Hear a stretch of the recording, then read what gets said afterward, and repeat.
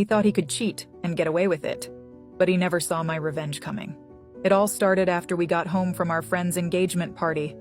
Everything seemed perfect. Then, one day, while transferring photos to my phone, I noticed something strange on his Snapchat. Messages that were supposed to disappear had been saved. My heart pounded as I opened them, revealing flirty texts and photos with another woman. I felt my blood run cold, anger simmering just beneath the surface. I excused myself to the bathroom, where I broke down, the betrayal hitting me hard. After everything we'd been through, he'd gone and cheated. The hurt was overwhelming, but I quickly realized I couldn't let him win. Confronting him would only give him control, a chance to leave without facing consequences. No, I needed to be smarter. I needed revenge, and it had to be perfect. A plan began to form, one that would leave him blindsided.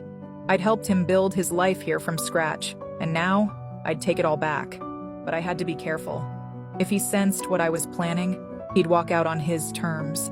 My plan needed precision, patience, and the element of surprise. Tomorrow, I'd set my trap. By the time he realized what was happening, it'd be far too late. The next day, I put my plan into motion.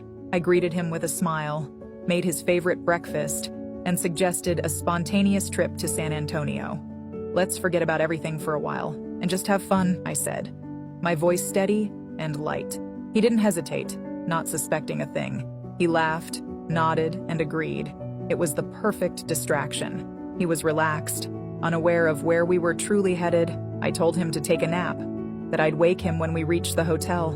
With complete trust, he closed his eyes and drifted off, while I kept driving south, past familiar towns, and closer to the border. As the first checkpoint came into view, my heart began to race. This was the moment everything hinged on. One wrong move, and he'd wake up too soon, or an officer would sense something was off. But I stayed composed, remembering why I was doing this. Because he thought he could betray me and walk away without consequence.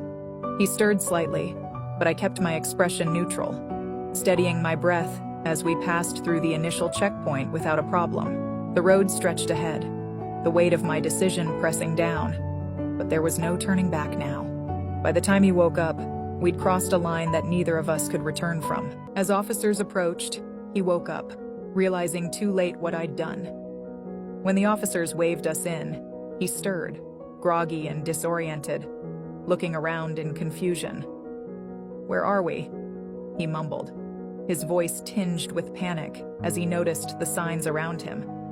I turned to him, calm and unflinching. "We're at the Mexico border," I replied, my tone cold as ice. "Since you couldn't appreciate what you had, I figured you might enjoy a fresh start." His face went pale as he realized what was happening. "You're serious? You can't do this!" he yelled, reaching out as if he could somehow stop what was already in motion. His desperation was palpable, but it was too late. He'd crossed a line long before we got here. The officers began inspecting the car, and I kept my composure, answering their questions as he fumbled, desperate to talk his way out of a situation he barely understood. I turned to him one last time, holding up a $1. "You'll need this more than I will. Good luck." I tossed it onto his lap, watching him scramble to pick it up, his face a mixture of shock and fear. As I drove away, the last thing I saw was him standing there, helpless and abandoned.